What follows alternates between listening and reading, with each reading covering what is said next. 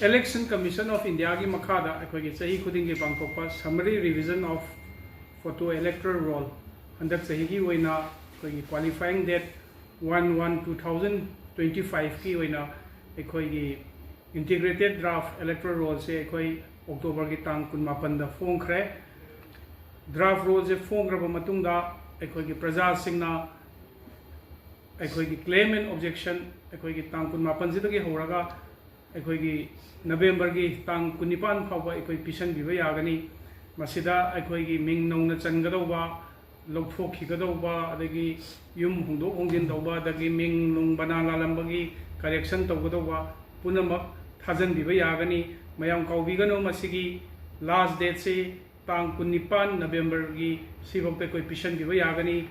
मसिगी मनुंग सिदा अखोगी इलेक्शन कमीशन ऑफ इंडिया लेपलागा अखोगी स्पेशल कैंपेन डेट है अखोई नुमित मरी खक लेगनी सिगी नुमित मरी सिदा मागी कंसर्न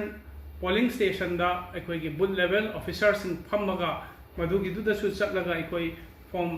सिंगसे पिसन बिबा यागनी तांग सिंगदुदी अखोगी नवेंबर की तांग 9 अमसुंग नवेंबर की तांग 10 हयेंग हंसित लाकदोरिबा सैटरडे संडे अदुगा अमुक मतुंगा लोयरमदाई मतमदा अमुक नवेंबर की तांग 18 नवेंबर की तांग 13 गदा सिगी नुमित मरी सिदा अखोई स्पेशल कैंपेन डेट पांगथोकनी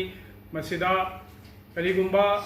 ऑनलाइन दा पिसनबदा खुदोंग चादबा लैबा अमसुंग ऑफिस दा लागा पिसनबा ngамदबा सिंगदु आई पोलिंग स्टेशन दा चटपीरगा अखोई क्लेम एंड ऑब्जेक्शन तौबियु हाइदुना डिस्ट्रिक्ट इलेक्शन ऑफिसर की थौबाल की तरफ तगी मयामदा अपील तौजरी सुमाइना थाजल लकलिबा फॉर्म क्लेम ऑब्जेक्शन मयामसी अखोई की ईआरओ की लेवल दा अखोई दिसंबर की तांग 13 फाउबा की मनुंगदा अखोइना डिस्पोज तौगनी अदुगा इलेक्टोरल रोल फाइनल सिना जनवरी की तांग अमा इंग लिसिंग अनीगा 15 दा अखोई फोंगनी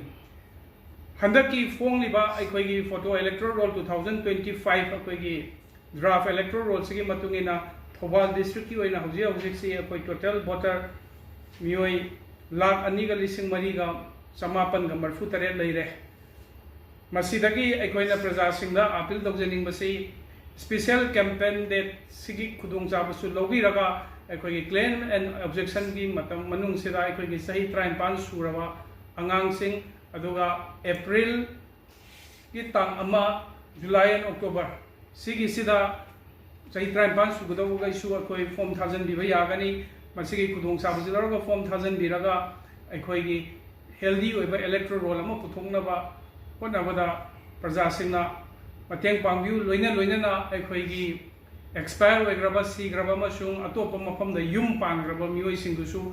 मफम अगी हानगी लेरंबा मफमदुदगी लौथोकपिरगा